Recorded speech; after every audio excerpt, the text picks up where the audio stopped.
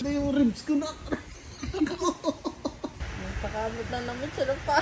Hi mga moms! Kamusta? Halika nga at panoorin nyo kung gaano ka-feel na feel ni Bebo ang hangin dito sa may labas ng bahay.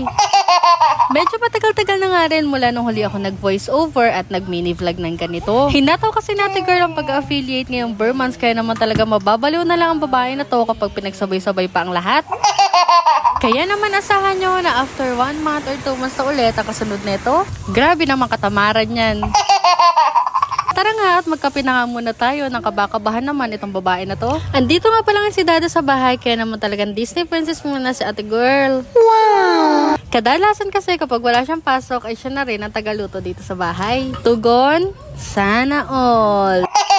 Nagbabawi-bawi na nga rin pala ng kain dito si Bebo dahil na nakaraan nga ay halos 1 week siya inatake ng ubo at sipon. Hindi ko alam kung uso o panahon pero buti na nga lang din ngayon ay may gana na siyang kumain. Nung mga nakaraan kasi ay pahirapan kami sa pagpapakain sa kanya. Pan chicken, Clay?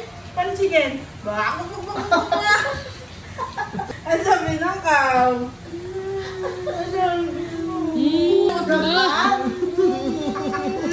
Napati kami napapanguso sa'yo.